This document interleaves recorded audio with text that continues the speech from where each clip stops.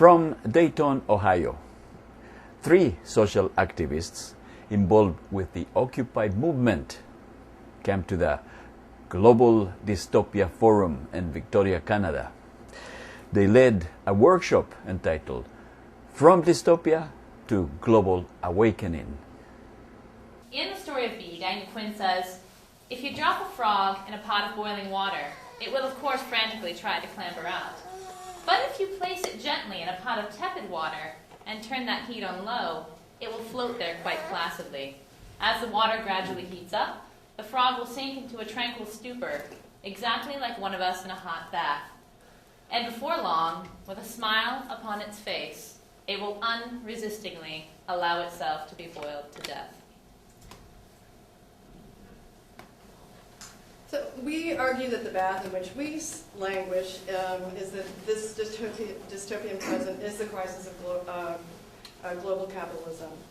Rajesh Makawa suggests that the goal of neoliberal economic globalization is the removal of all barriers to commerce and the privatization of all available resources and services.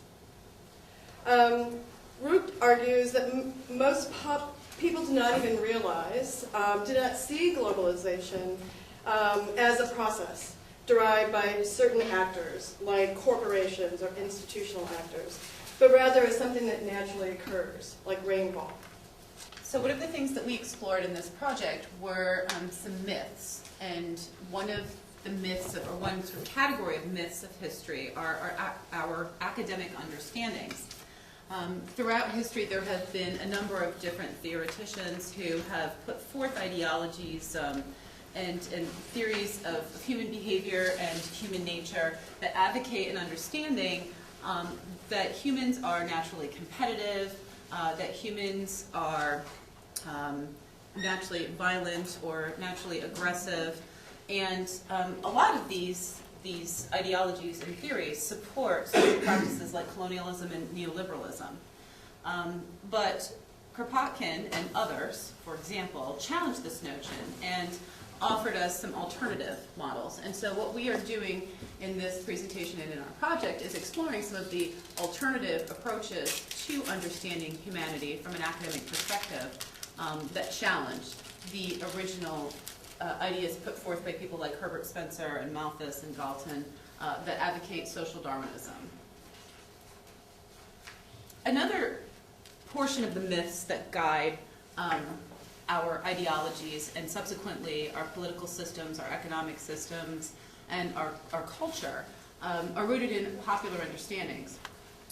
And some of these myths include the American dream, as is illustrated here by George Carlin. Representative democracy, where one person equals one vote, and that counts equally among all of us as voters. The myth that we are a classless society. The myth that everyone is born with the same opportunity to advance within our society. The myth that all you need to do is pull yourself up by your bootstraps and you can make it. The myth that it's possible, that it is impossible to think of anything other than the particular ideologies and the particular structures that we have in place. That the way things are right now is the way it will always be. And that there is really no point, that there is a futility in attempting to alter this. Another myth is that we need competition in order to generate innovation, that there's no way we're going to come up with the solutions to the problems that we face today if we don't have groups of people or individuals competing against one another in the process of trying to improve upon either technology or what have you, structures. The myth that you can't build a new world without an armed revolution, and that you can't build a new world within the shell of the old world or the contemporary world. And finally, the myth that we need inequality so that those with assets, those who have, can do the work of creating jobs. So we need to have the job creators. That's another myth. So the Occupy movement, of course, as we heard in the keynote, is just one of many movements that's been sounding the alarm for decades now. Boggs, in fact, talked about how the past decade or more had seen the largest mass mobilization of people that we never heard of. So another thing that we are calling attention to in this presentation is the concept of the multitudes.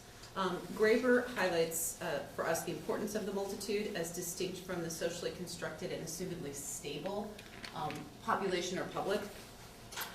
And Hart and, I apologize, Negri, I think so, argue that the deterritorializing power of the multitude is the productive force that sustains empire, and at the same time, the force that calls for and makes necessary its destruction. So part of the strategy of hegemonic domination or control is the myth that a stable, uniform, consistent, predictable populace exists. And the theoreticians that I point out here propose that we conceive of humanity as a multitude rather than just this one sort of homogeneous entity. And that when you consider humanity as a multitude and you take into consideration a plurality of voices, understandings and interpretations of reality, that you can begin to understand the world in a different way. One of the contributing ideologies to the contemporary social movement for change is anarchism. And Lyndon Grubek, completely have people's names pronunciations, I'm sorry, say that we need Marxism to understand the structure of society and anarchism to prefigure or anticipate a new society. So when we return to the academic frameworks, works, and models for understanding that I was just talking about a few slides ago, we can draw upon Marxism to offer us a tool for understanding the structure of a society and a critical lens through which to examine its existing structures.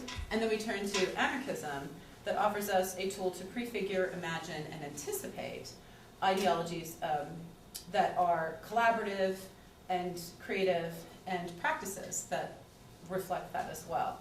And this offers us a new set of tools that we can approach the problematic models that we live with today and imagine new alternatives. Now, one of the set of tools that we are seeing kind of evolve from these movements is a shifting in the tactics of resistance. And we've seen more nonviolence, more civil disobedience, as opposed to violent armed revolution of the past. We've seen massive encampment and occupation being used as protest, and also, as was discussed in the keynote speech, horizontal democracy and leaderless movements. And the impact of these movements, and we can think of countless examples. Some of the few that I can mention are the Zapatistas, the movements, the popular movements in Argentina and in Bolivia, many indigenous-based movements. What they're doing is they're putting pressure on political and economic elites to force their hand and encourage change.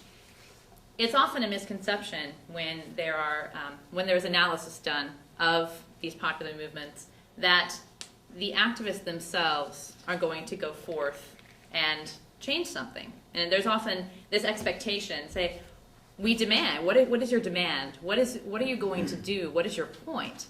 And what we've seen as part of a tactic, and as these shifting tactics, is that you don't really have to have all the answers as an activist. That's not the purpose. You're there to put the pressure on these elites to moderate their behavior, because that's where the power really lies. It's kind of a shifting of that power from where the elites are to those that do not have the collective power. And many of you are familiar with the Zapatistas and Chiapas and Beyond. The power of the state in the Zapatista worldview, so to speak, is that it's irrelevant. It's not that you need to go and capture state power.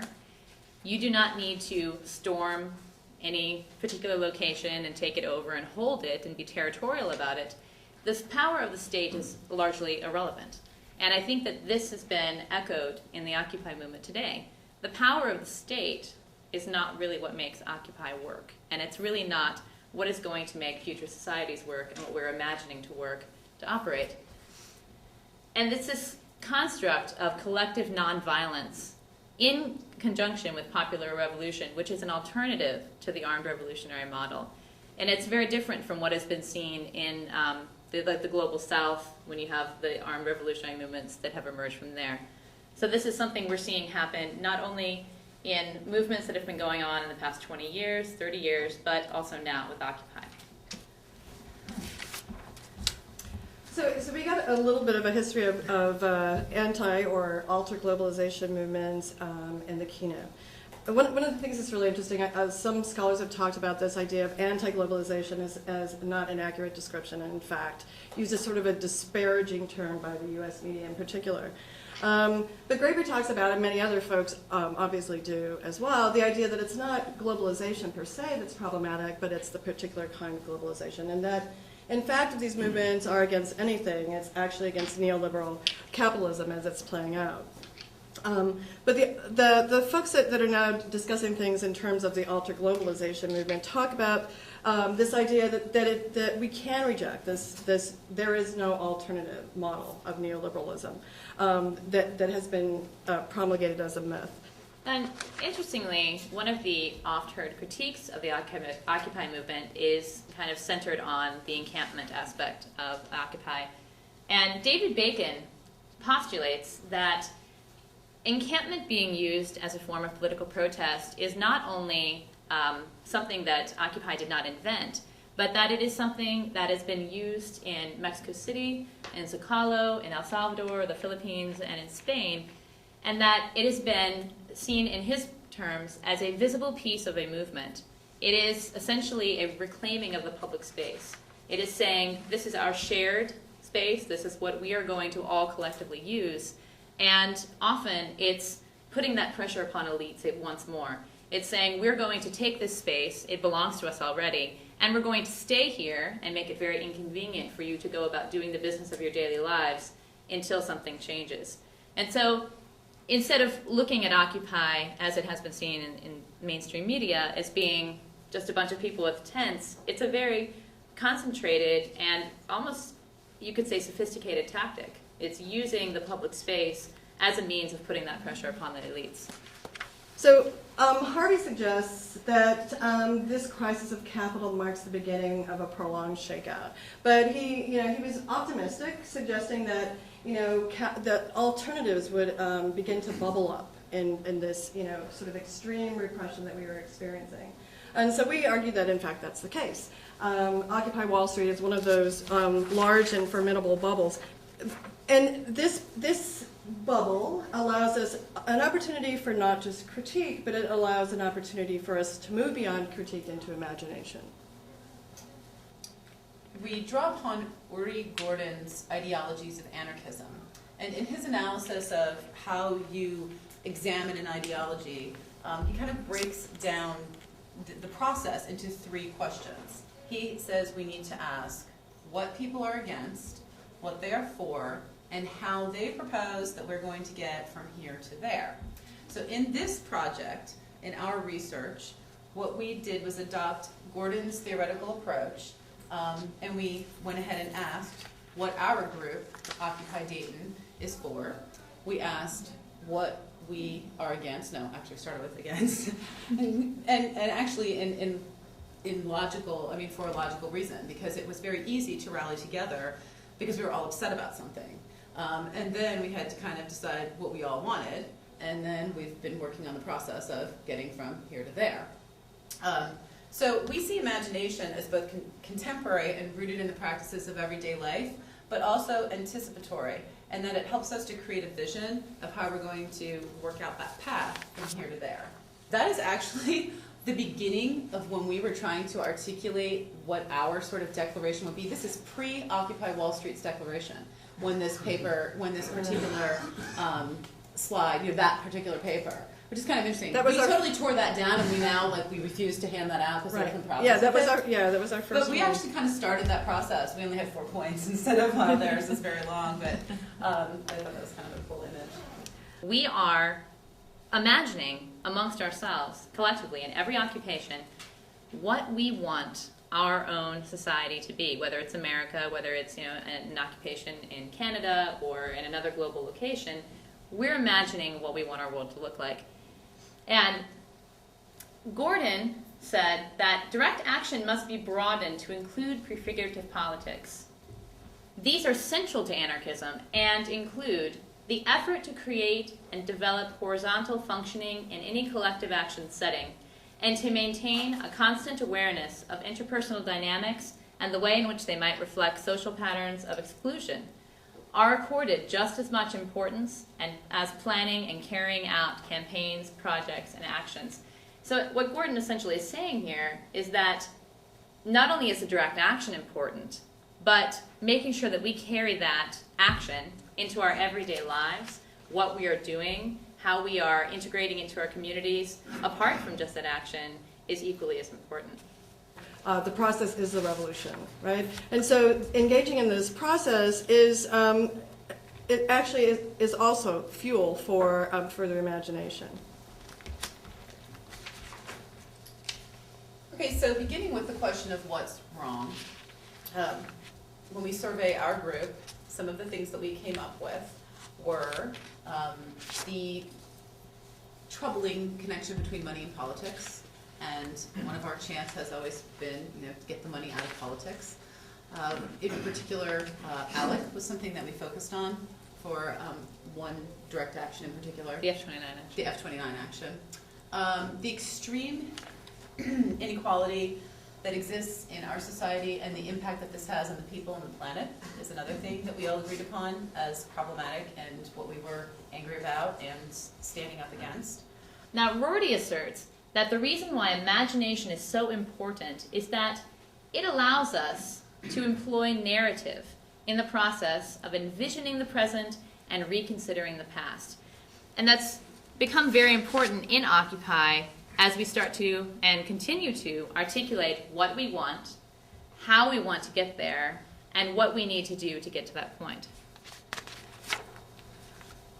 So I alluded to the fact that we've had some disagreement, and I guess this is true for the larger Occupy movement as well. So folks in our group can sort of loosely be described as either reformist or revolutionary, right? And both of those terms are very loaded. But one of the things that really informs the folks that might describe themselves as reformists, that are really sort of committed to this idea of capitalism, it worked well before, it can work again as long as we regulate it properly, etc.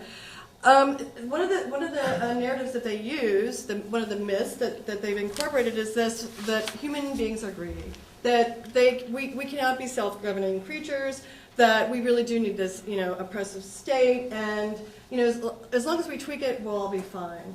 And then other people draw on different scholarship and experience and say that no, actually, what we describe as humanity or human nature is actually a construct, that we've never seen access or real human sort of interaction except in maybe some primitive or indigenous cultures that were relatively untouched by capitalism.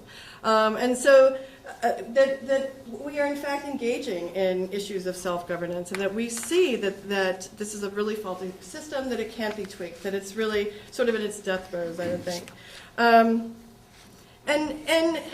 this is not to suggest that we sort of eschew the whole idea of reformist politics.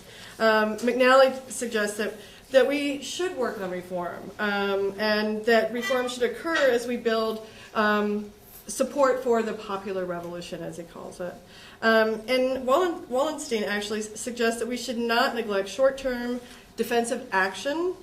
He argues that electoral action fits under this particular rubric. So this has been an interesting tension that plays out. So some people have been really focused on, for instance, move to amend. Other people have been really irritated, with the idea that maybe Move On was going to co-opt, the group, and not sort of wanting to be tools of the Democrats. And so it's been quite interesting. And there definitely originally was quite a strong libertarian group. But I think what was really fascinating, this idea of individual liberty sort of took hold of them. We looked at the geography of imagination and drew upon Scott's notion of public transcripts and hidden transcripts. And basically what we did was we looked at a variety of our own public transcripts, our participation in actual occupation, meaning encampments, and we're going to talk a little bit more about that in a minute. Our General Assembly process, which as Shaw just indicated, used to take really long, and now we've got it down to, quite Reasonable. manageable. Yeah. Marches, street theater, teach-ins. We've had some film showings of film. Film Screenings, thank you. What word am I looking for there? And then we have a website and we have Facebook. So these things are all visible to everyone, to anybody who wants to participate in them. It is available for them to access. We put together one of our own pieces. So, at the very top, I don't think you can see it, but it says, Occupy Dayton endorses the Declaration of Occupy Wall Street. We, the New York City General Assembly, by occupying Wall Street and Liberty Square, urge you to assert your power, exercise your right to peaceably assemble, occupy public space, create a process to address the problems we face, and generate solutions accessible to everyone. So this was where we were really thinking about how do we get from here to there, right? This was like sort of a concrete document. Took several months of discussion. We were still discussing it up until the minute that it actually passed the General Assembly. But what we said was, in beginning a process to address the problems we face, Occupy Dayton states the following. And so we had to, actually, because there were so many things we left off of this particular discussion, this is Article 1. So I guess this is sort of going to be a constitution. But we talked about economic democracy as being the most relevant at this particular time. And because, as we know, capitalism really does impact so much of what we're talking about. So that we believe in people over profits, and cooperation over competition. We recognize that our nation articulated a dream of political democracy in 1776 and established the right to rebel against tyranny. This particular statement took probably the most work because one person said, oh, and we achieved political democracy, and everyone said, no, we've not achieved political democracy, are you crazy? And some people said, we should just take that whole thing out, we're nothing but a colonizer. And other people said, no, it's really important to talk about like this dream that we had, because we're talking about imagination. So that particular piece went on for quite a while. But one of the most essential pieces that we thought we were, really happy about was the idea that political democracy cannot be achieved without economic democracy. Because this really, challenges the whole idea, that in the United States in particular, the conflation of capitalism and democracy, right? There is, once again, thinking about there is no alternative discourse. And so we just kind of articulated a bit more on that, local democracy wherever possible. Let's see. Workers should be able to own their own workplace, to vote to own their own workplace. That one was also a sticking point. I mean, some of them, it was really funny when we were talking about them, we thought, these are just like, sort of no-brainers, right? And we didn't realize that it would actually engage this kind of discussion. And so then, because we really hadn't dealt with a lot of the issues that many people were interested in dealing with, we talked about how we recognized there were plenty of problems like climate change and freedom and corporate personhood and foreign policy. And all of those things. So this actually ended up being like Article 1, and it will be continued. The world we live in now, the world that we see developing right now, this kind of, if you will, dystopian landscape, or ever-growing dystopian landscape, it's not the world of our dreams. It's not the world that, if pressed, we would imagine for ourselves.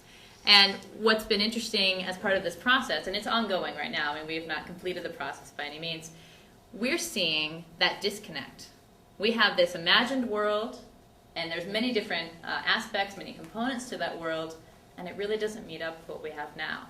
And so part of the process of getting from here to there is to make those worlds meet up a little more.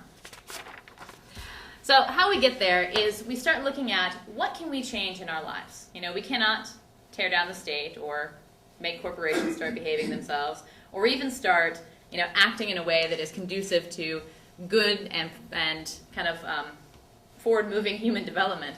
So what can we do in our own communities, in our own lives? And one thing that we've seen developing, not only in Occupy Dayton, but nationwide, is this concept of the DIY, the do-it-yourself movement. On the Federation of Egalitarian Communities website, they actually argue something that kind of strikes home with us. A new way of living isn't only possible, it is happening now.